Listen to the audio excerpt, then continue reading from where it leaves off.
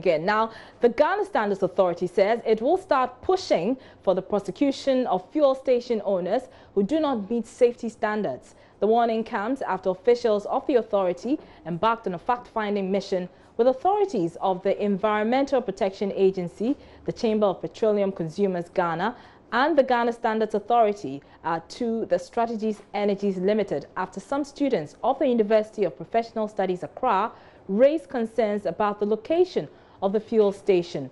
Deputy Director in charge of General Service at the Ghana Standards Authority, Dr. Poku Edusei, also says the authority has reviewed its inspection frequency to 4 times in a year. We are a new management at GSA, led by Professor Dodu, and we have met our board. They said that 6 months is a long period for a lot of things to happen in between. So doing it in other areas could even be monthly. But because it also involves capital outlay and logistics issues, because you need to send inspectors out there. We have an institute called Metrology Department. They deal with this aspect. We send our inspectors out to go and do the checks. If we have all the men, we could even make it monthly. But because of our staffing issues, we want to do it quarterly. And that's a new decision we've taken. We will consult with the OMCs, of course, MPA will be part of it, so that they get it down to the people or the stations that are far away from the cities, that we'll be doing the regular checks quarterly. Once that is done, we'll be able to keep track of those that are complying with our standards. Mind you, we have set the standards. We have sat down in 2010 to set standards as to what should go into fuel, the quality itself, the pumps, all the nozzles and devices they are using. So that if you are not meeting those standards, then we will bring you to book. And we have found institutions that were not meeting it. We have sanctioned them, imposed penalties on them. And in the extreme event that we realize that you are a perennial violator of our standards, then we will take steps to ensure that there is prosecution of those filling stations. So those are things we are putting in place. For the incidents in the atomic area, we will say that it's an unfortunate incident, but we should not take it that everywhere that's going on, things are unsafe there, so that people are not alarmed from the operations of other filling stations. Thank you very much. From the inscriptions on the nozzles, they have about 16 nozzles here, or we call them the pumps. All have been verified and checked, and they passed the checks. So what we need to do is to actually reduce the length of the check-in so that it's more regular, and making it quarterly is going to be the order of the day for all the OMCs throughout the whole country. And once we check and you pass, then we'll give you a seal to indicate that you have passed up to a level. And within 4 months' time, then we'll be coming again to come and check whether all your security features are okay. Because, you know, when you go outside, it's possible to even have a residential facility of, let's say, about 20 floors. The basement or the base of it will be a filling station somewhere. What is actually saving them from having rampant fire and fire outbreaks is that the standards are met and checked.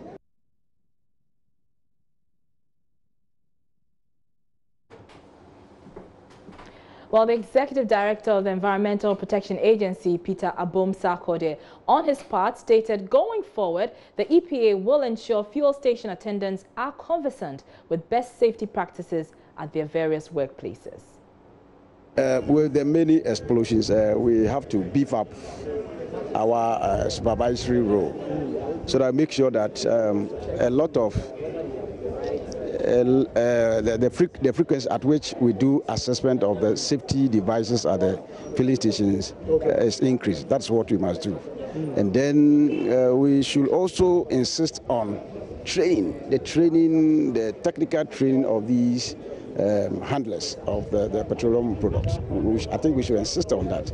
If the people have acquired some technical training, if you are a driver carrying the gas and you have gone through training, you even know the type of dress you should put, you should know which point of the day you are going to dislodge, you even know when there's a leakage, how to handle it. You know all these things. So these are some of the shortfalls that we have identified.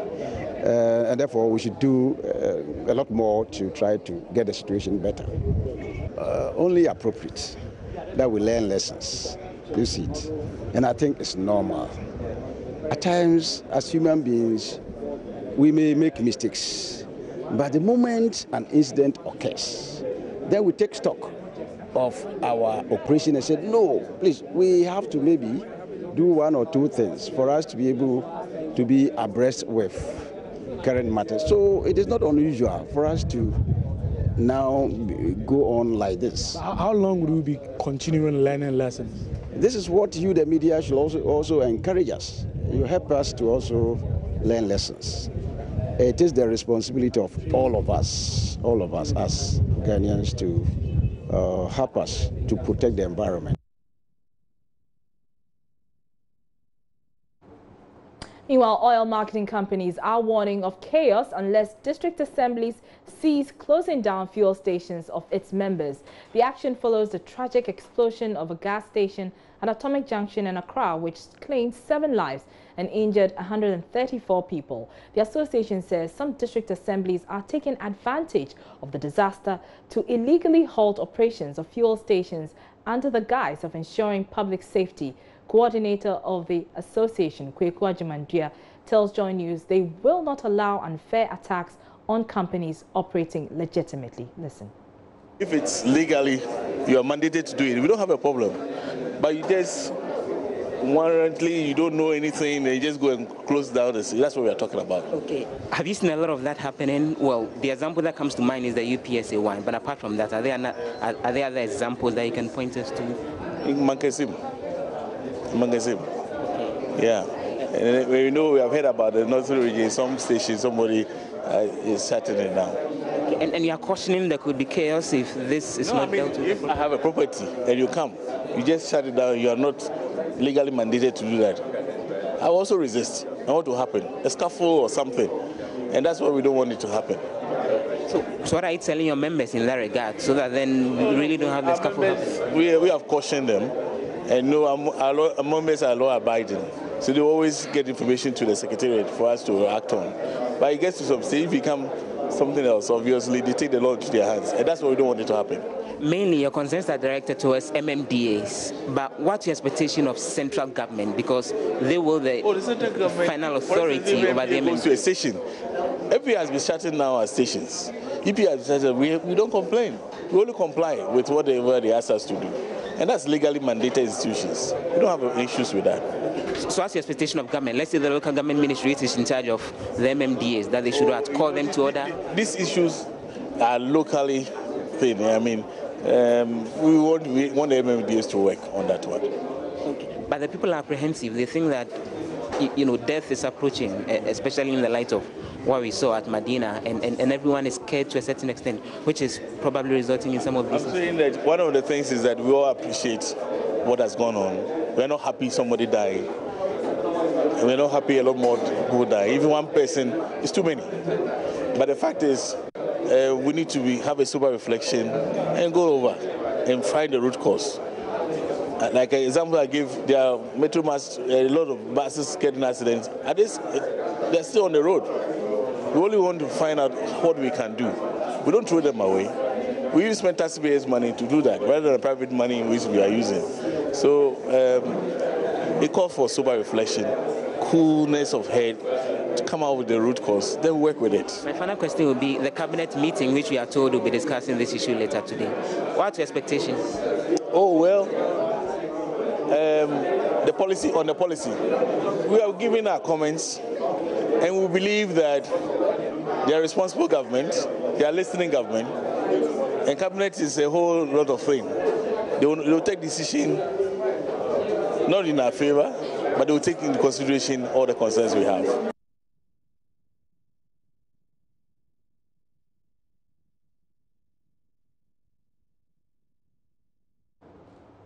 Now, Now let's move to the northern region, because the Regional Security Council there has warned against the unauthorized installation of a new regent following fears that one faction in the chieftaincy dispute may go ahead to enskin a new regent following the burial of the late Nakpana Salifu Dawuni.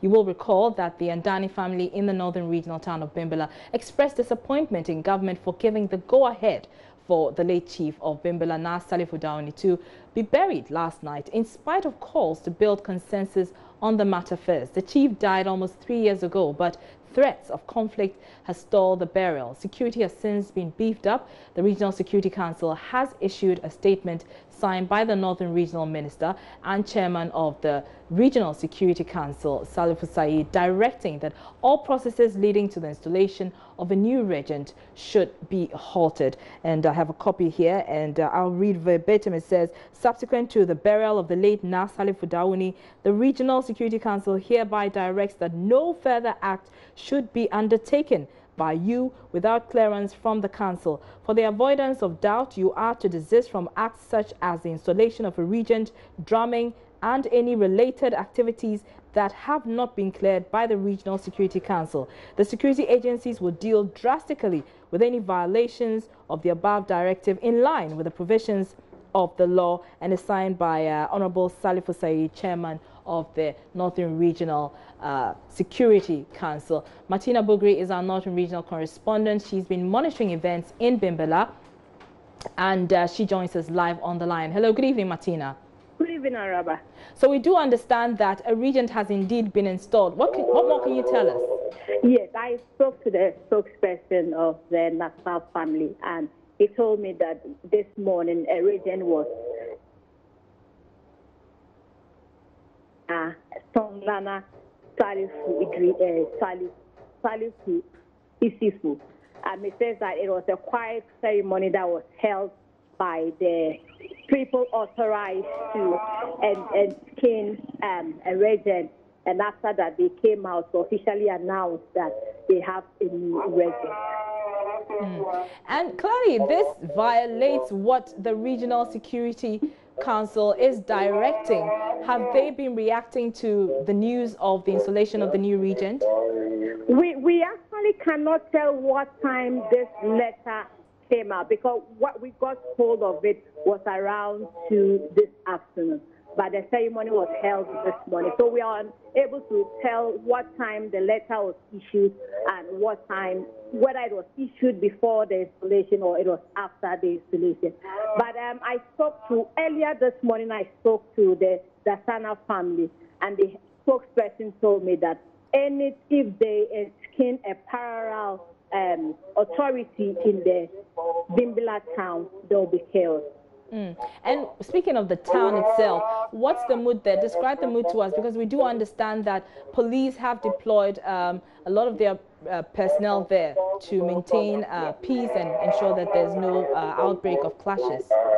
There's an easy calm there. The place is quiet. People are going about their normal, but there is that tense environment. All right, many thanks. That's Martina Bugri. She's our Northern Regional correspondent. Well, Zakari Sumani is spokesperson for Bimbala Na Salifu Dawuni family, and he has been speaking to my colleague Emefa Apo on this matter. Listen. Yes, this morning the traditional people did the installation as customs demands. But I'm sure that when the clearance was being given for the burial to go ahead, were you also told not to install a regent? That is a new development. You see, we know that the burial, a chief's burial, goes with the installation, because immediately you bury the chief, you get a successor, that is the regent, to stand in the father's shoes. Fortunately or unfortunately, we have already installed our regent. The name Songlana Yusufu. So now that this directive is coming up from the RegSec, considering the security situation, it came this evening. So it does not nullify what you've done this morning. We don't know. It has tradition. When Mr. Andani died, the government declared him overlord. One court has issued a letter, High Court, Kumasi that there was no chief in Bimbla.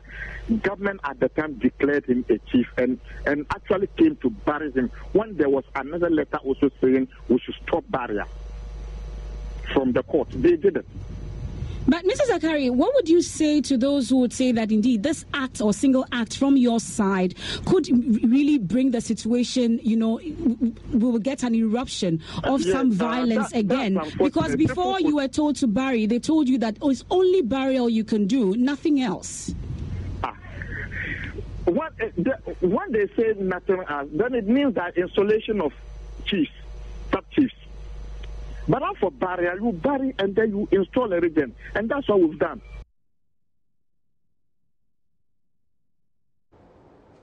This is Joy News Prime. I'm Arba Kumsin. We're taking a short break, but still ahead, government terminates appointment of the Executive Secretary of the PURC.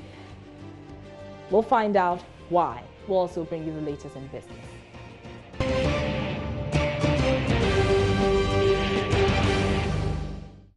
You're welcome back. Now, the Food and Drugs Authority has destroyed several truckloads of unwholesome canned mackerel. It says could have caused paralysis and even death if it had been consumed. The products were impounded at Ofanko here in Accra last week after FDA officials intercepted the trucks en route to Togo after a tip-off. Head of Food Enforcement Department, Maria Lovelace Johnson, revealed the products did not go through due production process and was therefore unsafe for consumption. Nancy Emefa Dradosi reports. So that is the last batch of the 4,500 unwholesome canned fish imported into the country that was impounded by the Food and Drugs Authority and started crashing it by yesterday. Now, we understand that this unwholesome goods, if consumed, would have resulted in some paralysis or death. The canning was not done properly. In canning, we have what we call retorting, or for the layman, some kind of heat treatment that ensures that all the microorganisms in the products have been destroyed. And there is one microorganism that's quite troublesome when it comes to canned products. Produces some toxin, and that toxin, very little of it can even wipe out a population. It can cause paralysis and it can be fatal as well. The document covering the products which were imported into the country indicated they were on transit to Togo but were diverted onto the Ghanaian market. Maria Lovelace Johnson, who is the head of the food enforcement at the FDA, says her outfit will step up its supervision at the port to ensure that such products do not find its way onto the Ghanaian market. From the ports, we need to intensify our surveillance there. Even if the products is said to be going to another country, we need to still be part of the tracking system. Once it is passing through Ghana, from this experience, we're not just going to let go like that. We need to be notified so that at each point we'll be tracking. We will know that, well, this product is passing through Ghana. Is it out of Ghana yet?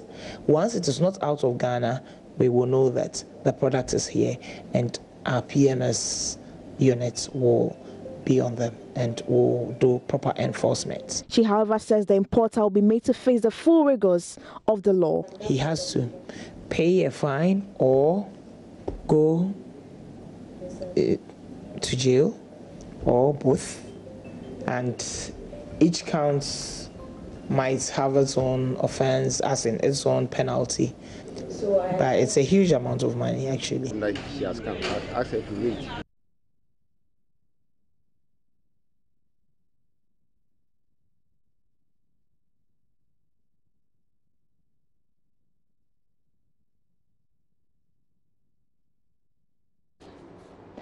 Now, the youth of Yilo Krobo and Lower Manya Krobo in the eastern region are demanding from their chiefs a copy of a memorandum of understanding the community signed with the Volta River Authority many years ago. The MOU, they say, spells out details which indicate that they are eligible to claim a waiver from paying electricity bills, or at least pay low tariffs. The youth embarked on a demonstration to press home their demands. Here is correspondent Kofi Sian's report read to you. A few months ago, the angry residents besieged the offices of the Electricity Company of Ghana to protest what they describe as overbilling. They vandalized properties at the ECG offices and subsequently set a police vehicle on fire in an attempt to free some members of the group who had been arrested over the initial attack. But their protest on Thursday was rather targeted at traditional authorities, as they claim chiefs in the area have been silent on their predicament.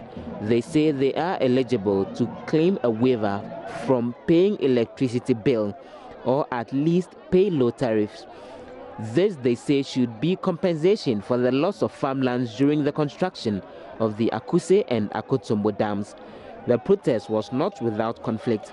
Police officers had to prevent them from forcibly entering the Manyakrobo Palace to see the paramount chief of the area.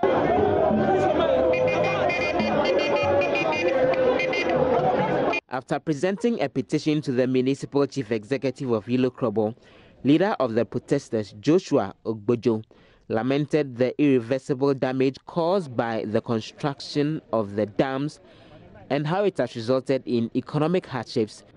Now we are talking of MOU, and it is between Gobos and DRA.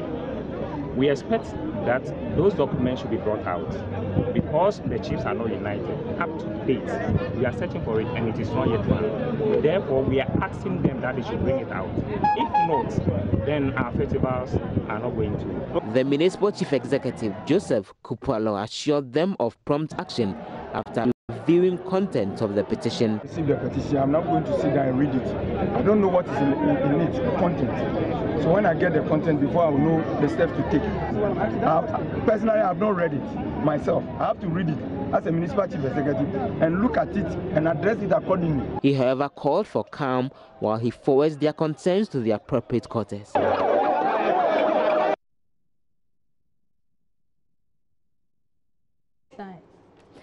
And so that report was filed by Kofi Sian, Eastern Regional Correspondent. Now we're taking a short break, but as we promised you, we'll bring you details of that breaking news story that the President has terminated the appointment of the Executive Secretary of the Public Utility and Regulatory Commission's boss, Samuel Sapon. Those details are coming up. I have a copy of the letter here. We'll bring you details of that right after this break.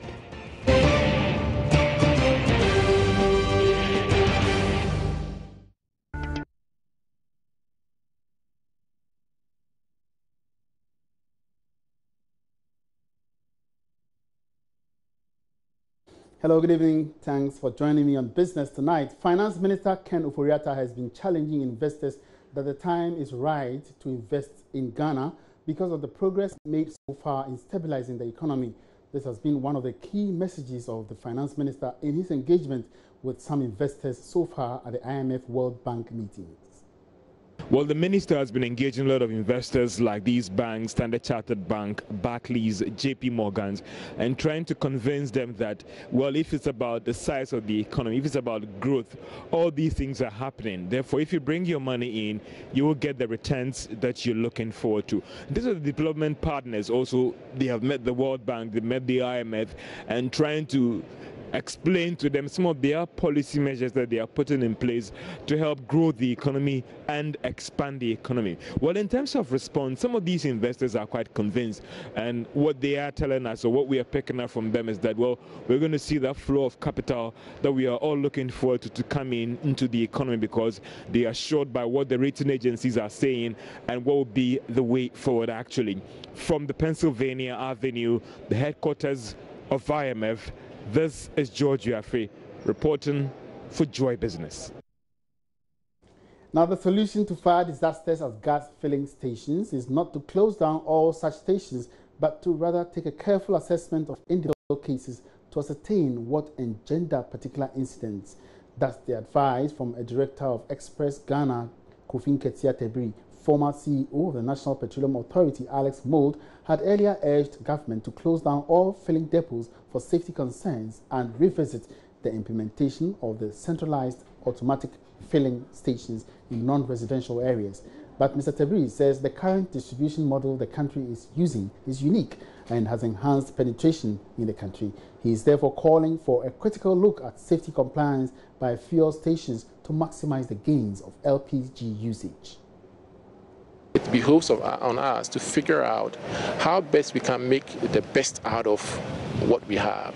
And in my opinion, making the best out of what we have is not to say, okay, all refilling stations should shut down. It's to say you do a case-by-case assessment of locations of these refilling stations, define exactly, the criteria for the location of these refilling stations. Appreciate the fact that these refilling stations have been there before there was development around them, and then, carefully, in a very fair and honest way, define steps to ensure that refilling stations are not, abide by the distances they are supposed to be away from residential and commercial buildings. Our LPG distribution model is a very unique one. In other countries, you rarely, I have to say, you rarely see refilling stations almost everywhere. In fact, those countries are aspiring to implement our distribution model. Why? Because our distribution model has really allowed us to increase access, availability, and penetration of LPG. That has been a very great advantage to us as a country. But you see, as the sector has grown, standards have been flouted. That we don't have to blame it necessarily on the distribution model. We have to blame it on the fact that standards and regulations have not been complied with. So yes, we don't hear things like this. It happens, but even when it happens, it's usually around the places, limited to the bottling plant or the station. But these countries are also kind of expanding their, the locations of their bottling plants as the country grows and welcomes and appreciates the use of LPG. So we must, there are pros and cons. I mean, our existing distribution model has allowed us as a country, or has enabled us as a country, to be able to consume in excess of close to 250,000, almost close to 300,000 metric tons of gas per year. Other countries are doing 20,000 metric tons per year, 30,000 metric tons per year. I mean, you go to Nairobi, Kenya, they are doing just around 100,000 metric tons a year, and they are using this cylinder recirculation model. And so we have to appreciate the benefits and the advantages this sector has, given us as a country.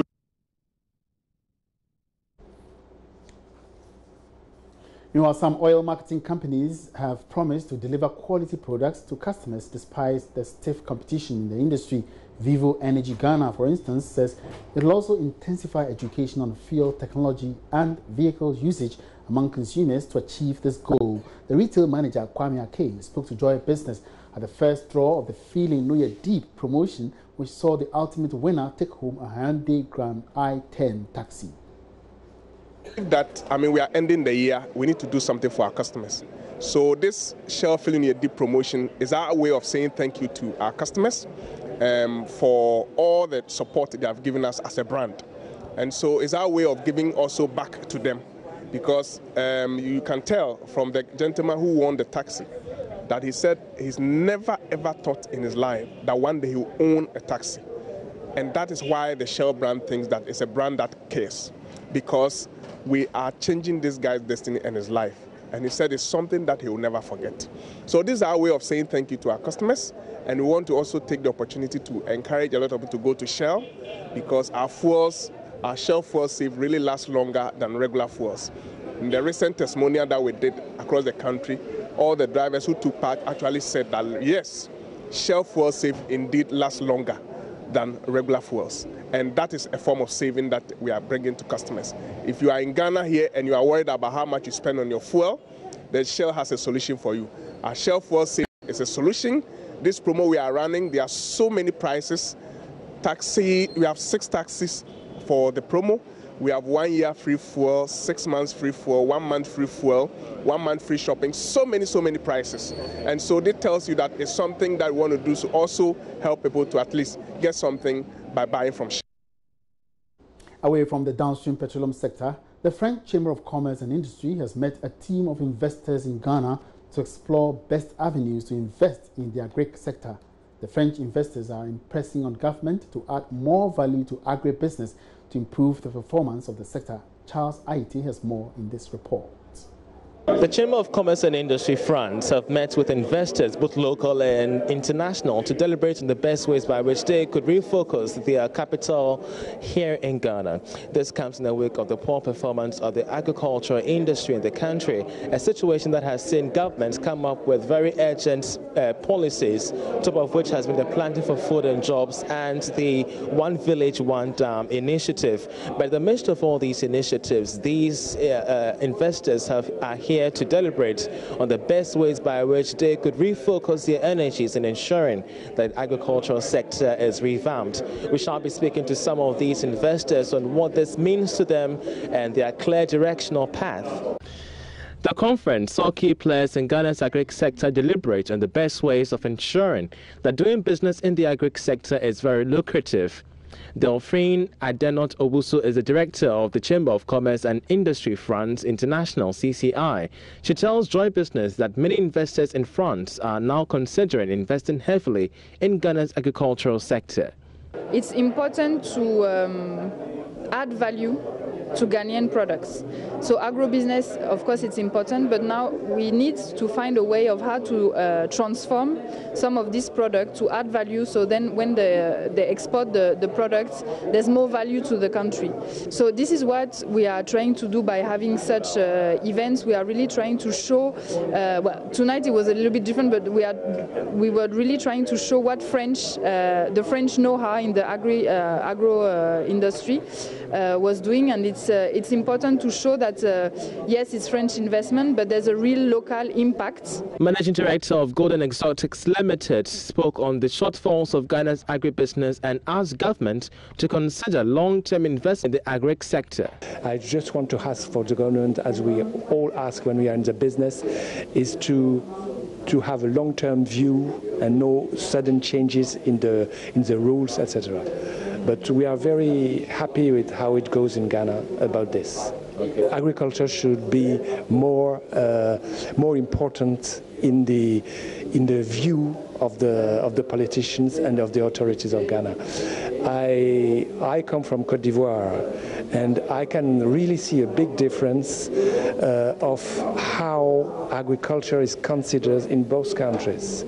And I think it makes a difference for the agricultures. Managing Director of the Ghana Rubber Estates Limited revealed that foreign players in the agri sector are taking seriously the call for maximum local content participation in the agri sector. According to him, foreign companies continue to employ thousands of Ghanaians on a yearly basis. Simple. 4,600 people, 2 European people. Only 2 European people are working at GREL today. We have some Ivorian people also. We have, if I remember well, we have 1 Nigerian people, and let's say the other 4,580 something are Ghanaian. And that's all by way of business tonight. Many thanks for your company. My name is Emmanuel Abuaji Uriafe. For more business news, log on to myjoyonline.com/business. Araba has more for you. Don't go away.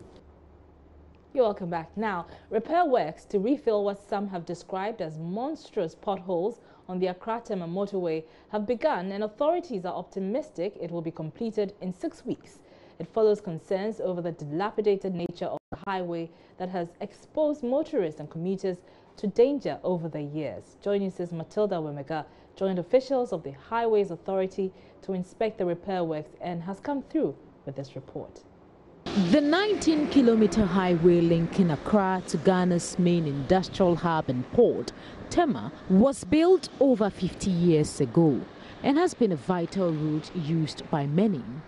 Official statistics from the Ghana Highway Authority indicate over 100,000 commuters ply the route every day. But years of use and inadequate maintenance have left the highway with huge potholes, which have been blamed on the frequent accidents there. There have been a few quick fixes, but those have not helped because bitumen, which is used to patch the potholes, is not effective. Experts say the highway, having been originally constructed with concrete, will continue to wear out with the introduction of any other material. But officials from the Ghana Highway Authority who inspected the ongoing maintenance works on the motorway say it has deteriorated beyond the point of being salvaged, hence the use of concrete will be counterproductive. Chief Executive of the Ghana Highway Authority, Engineer Victor Usu, explains why. It's just to restore the riding quality, to ensure that there is safe and expeditious traffic flow, to make the motoring public comfortable. The accident fatalities on this road is very, very high as a result of these fatalities. We are having up to 1,200 traffic crashes over the last 10 years, with over 300 deaths. And with the intervention, is going to address some of these deficiencies. The road has deteriorated beyond the salvage point, 8 salvage points.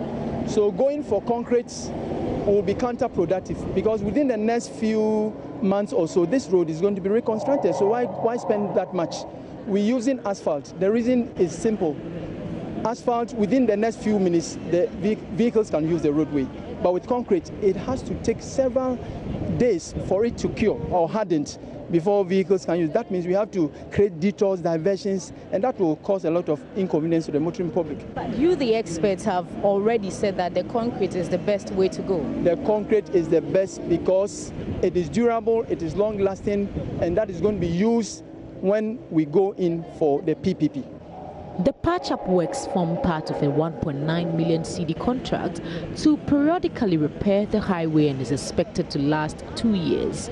Here's Regional Highway Director, Engineer Lawrence Lamptey. About 1.9 million cedis. And what exactly is supposed to cover? He's supposed to have cut out all the cracks and the potholes into rectangular shapes, fill back with proper material, put in bitumen for bonding, and then placing asphalt and roll and compact also. So this temporary work is supposed to last us until the time the main work begins?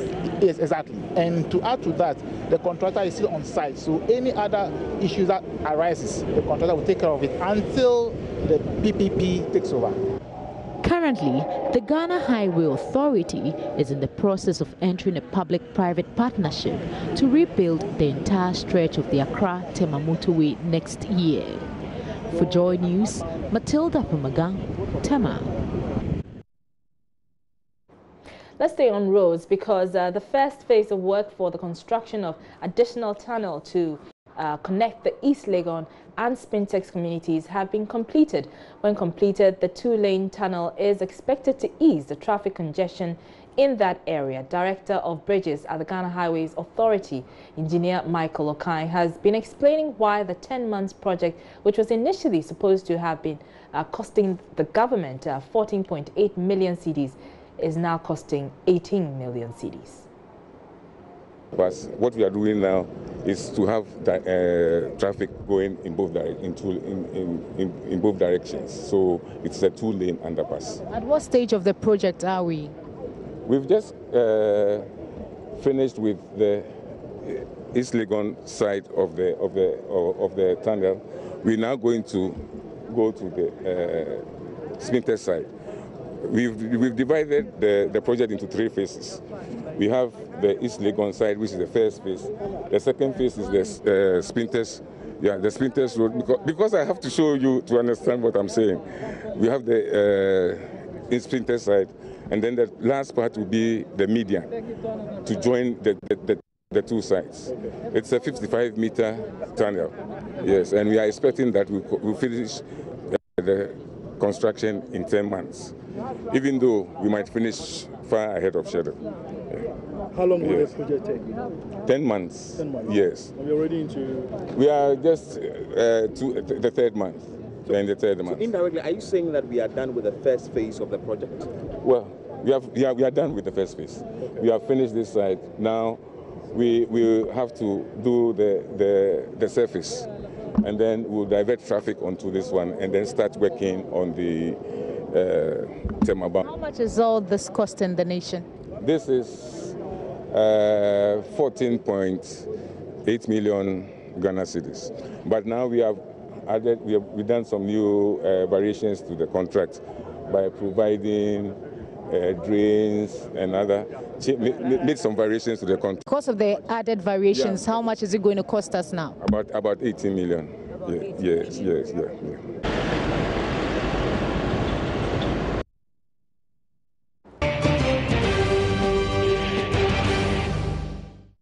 Now, the President has terminated the appointment of Executive Secretary of the Public Utilities Regulatory Commission, Samuel Sarpong. Mr. Sarpong, who was appointed in 2013, has been asked to hand over to Mamedu Fiofori in a letter signed to him by the President's Executive Secretary, Nana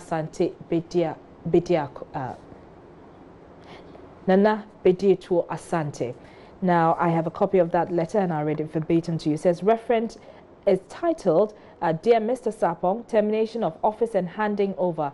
Reference is made to your appointment letter dated 11th February 2013, appointing you as the Executive Secretary of the PURC that took effect from 10th December 2012. In accordance with paragraph 7 of the said letter, your appointment is hereby terminated. You are directed to hand over your office to Ms. Mamedu Fiofori and proceed to collect 3 months' salary in lieu of notice. Please ensure that you hand over and cease to act as the Executive Secretary of the Public Utilities Regulatory Commission no later than close of business on Friday, 13th October 2017. The President thanks you for your service to the nation and extends his best wishes. I count on your cooperation. And it is signed by Secretary to the President, Nana Bedietu Asante.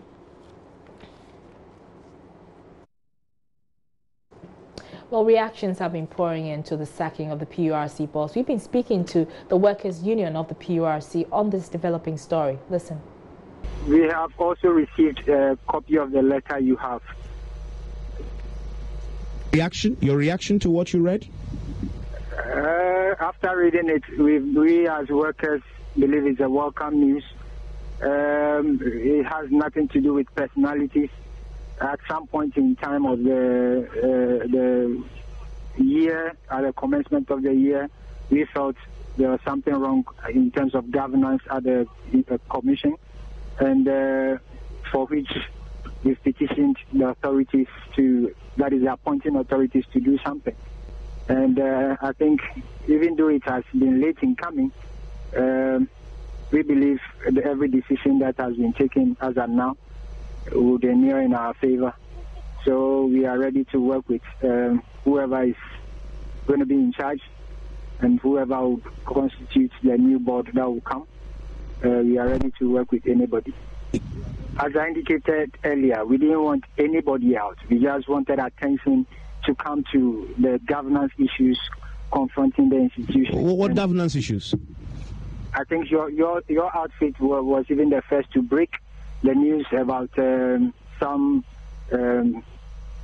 issues concerning the institution. I think your investigative desk did a whole report on that. So I think you are well aware of the issues that have been up there, for which even members of staff will have to go to the DNI and stuff like that. We don't know exactly if that is the reason why it's been asked to step aside, but generally we believe there's something wrong with the governance of the PURC as at the time we aired our grievances.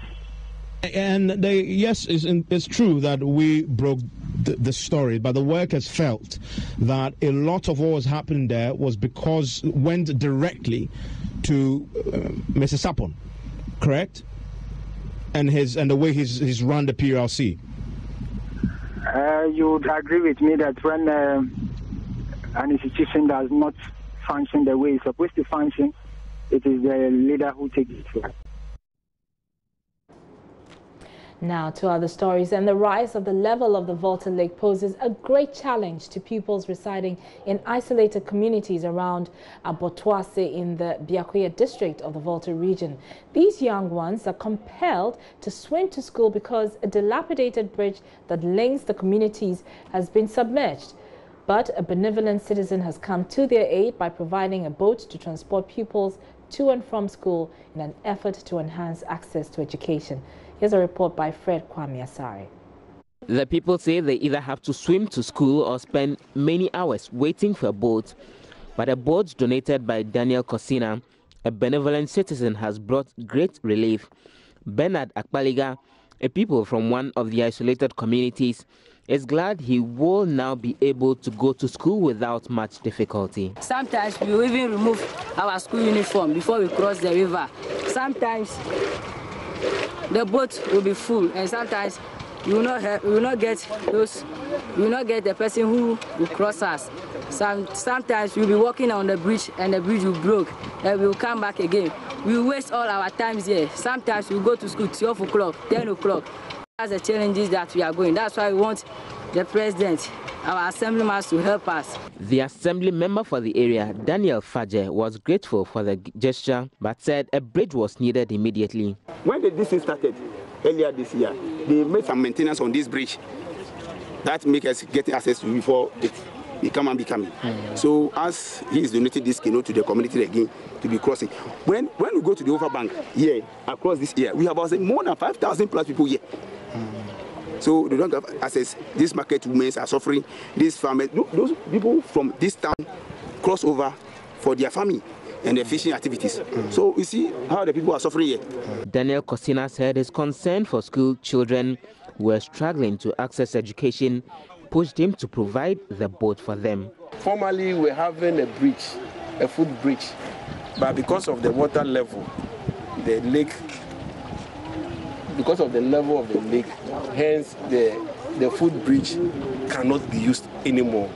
Hence, there's a need for me to get a boat for them quickly so that we don't get an accident. Otherwise, we might get casualty here. And it's my belief and prayer that both the assemblymen and the community will take good care of the canoe for the boat for the children, so that all of us, at the end of the day, be happy that our children are safe from the Abotoase to the other end, and from the other end back to Abotoase. Daniel Kosina has also adopted a theater at the Wawara Hospital and has paid for the leaking roof of the facility to be fixed. Fred Kwame-Asare's report for Joy News.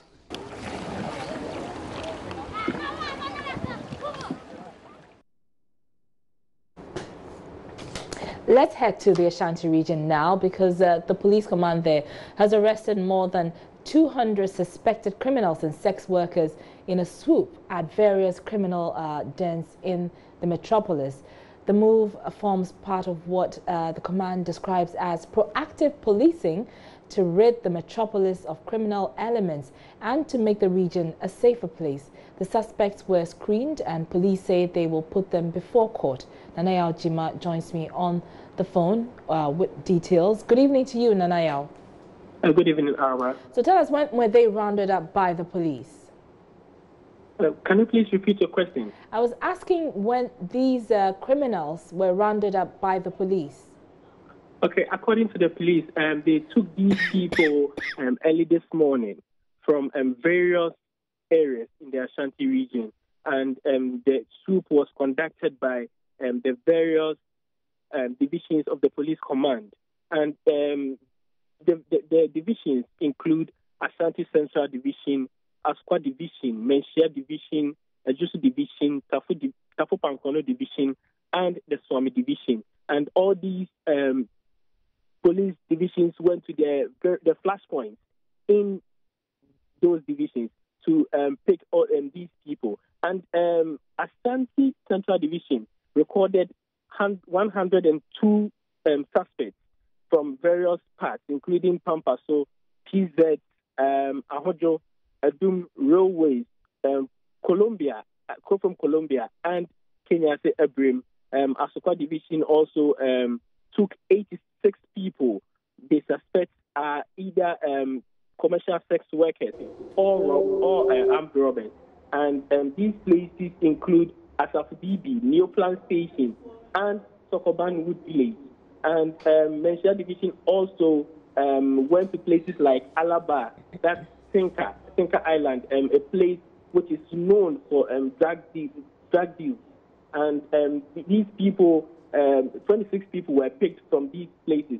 And also the Joso Division were at Besiase, Joso Zongo, and Abenase. And they also picked up 15 people. Safo Pankono Division were also at Pankono, Eshan, and Moshizongo, picking up 9 people. And Swami Division also picked up 6 people from Swami Kotoko. So the police say these swoops will be done occasionally so that the region will be rid of criminals and other people and other suspected commercial sex workers. Tell me, what are some of the charges being leveled against these criminals? All right. At the moment, police has forwarded 5 suspects who are believed in whose possession cannabis and other drugs were found. They've forwarded them to the drug law enforcement unit of the service, and these people will be processed before court very soon. And 35 people, females, suspected to be sex workers, have also been handed over to the anti-human trafficking unit for further investigation. So most of these people are suspected to be sex workers and robbers.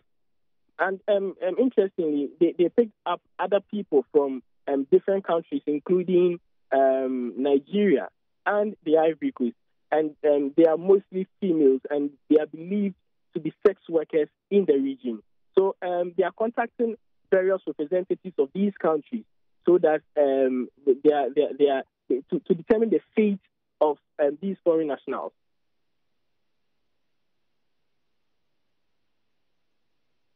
All right, many thanks. That's Nanaya Ojima with Love FM in Kumasi with that update. Now, this week on the AM show, we've been bringing you stories on the state of Ghana's emergency system. Here's a summary of the documentary that focuses on the challenges and successes of Ghana's emergency system. Ghana has failed to replace the fleet that enables the Ghana Ambulance Service to deliver a world-class emergency system. Now, this has led to many preventable deaths, but some of the blame is placed squarely on the doorstep of hospitals who frustrate the efforts of the AMS team. Martha Krensil Aqua scrutinizes the emergency system in the following feature titled Emergency Exit. The ambulance service is a crucial part of the health system in Ghana. In advanced countries, no clinic or hospital is without an ambulance, especially in deprived areas. The emergency service is, however, spread thin in Ghana. Not every health facility or what you describe as endowed has the ambulance to transfer patients to other facilities when their cases prove too difficult to be handled there.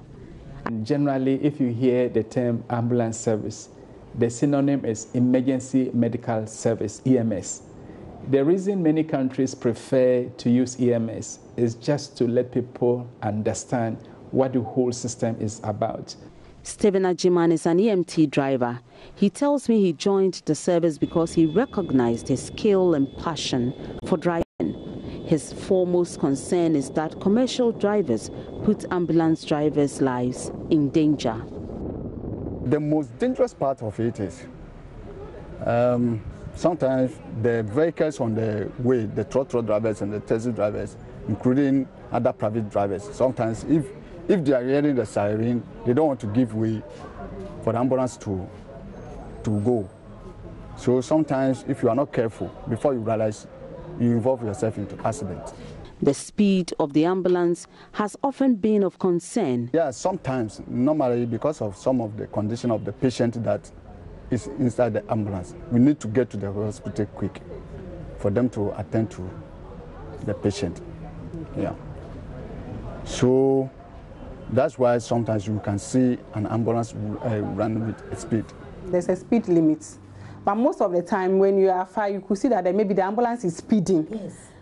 But they have a speed limit that they are not supposed to exceed, that irrespective of the patient's condition. No, we have categories of emergencies. The category A emergencies are emergencies that you have to go with a siren because they are life-threatening, a case of life and death. And the reason sometimes you may see the ambulance blaring away from the hospital is when they are going to the facility. This ambulance driver, who prefers to remain anonymous, just brought a woman in labor to the Greater Accra Regional Hospital. He receives another call back to Medina because there is another emergency that needs to be transferred. To put our responsiveness to test, we decided to trail the driver. Though the world standard requires that an ambulance spends less than 10 minutes to or from an emergency scene, this ambulance spent 19 minutes from the Greater Accra Regional Hospital to the Opebia Junction. This makes just half of his journey. Too many emergency cases do not get the opportunity to be transferred in an ambulance as the fleet is inadequate to meet the needs of those who perhaps need it most. To get an efficient EMS system, sometimes it's cost capital intensive. The reason is that apart from training the paramedics, you also will need vehicles every 5 years. Currently, there are many districts which still don't have the system yet, so we are still gradually increasing. To bridge this gap, many people in their time of emergency don't even bother to reach out to the ambulance service. A commercial or in some cases private vehicles are the alternatives. On one of my rounds in the course of putting together the story, I met this family at the Kolebu Teaching Hospital. It was past 9 p.m. on a Friday evening. This woman has brought her critically ill son to the Premier Hospital for attention. Unfortunately, she was greeted with a no-bed response. She was asked to go to the Greater Accra Regional Hospital, but there too, she was told there was no bed to admit her son. Not even her pleas would touch the heart of health officials. She has returned to Kolebu with her son to plead for his admission, and the taxi driver, who has been patient for the last 2.5 hours, cannot continue to do this favor because he is certain this woman cannot pay his fare even if he charges per the time and rounds he's done. Most of the time they will call and then they will tell you they've made all the necessary arrangements.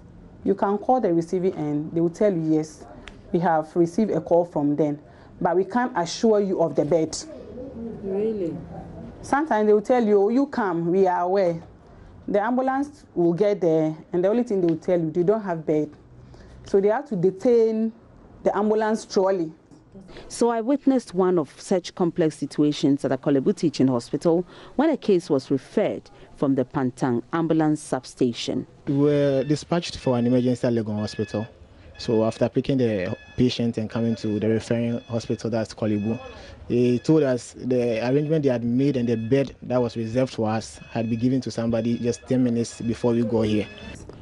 About 90% of the calls that comes are prank calls.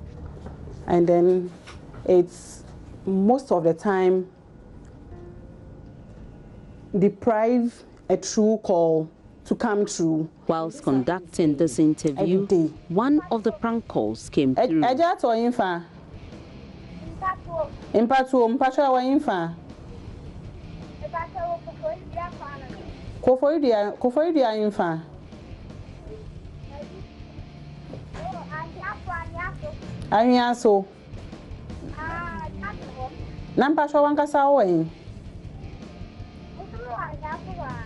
Commercial vehicles, especially taxis, have become the major means of transferring patients who need critical care in place of an ambulance. But in one of the instances I'm about to narrate, the story turned fatal.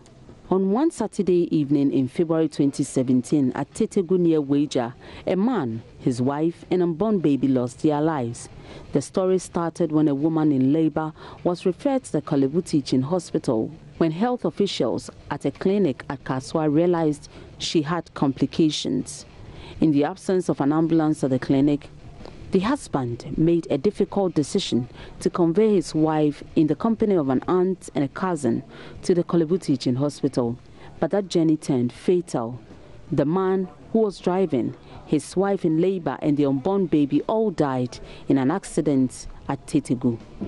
Every health facility is supposed to make their own arrangement to have an ambulance. They call it facility-based ambulance system. That is different from the national ambulance service. The facility-based ambulance system ideally is supposed to be a vehicle placed at the facility and ready to transport patients to higher facilities, especially when they know they'll be referring cases. So my advice is any hospital that knows that it doesn't have the capability to attend to all cases should be able to have their facility ambulance for the inter-hospital transfer. Currently, what we do is that we provide both the inter-facility transfer and then pre-hospital emergencies as well. Yes.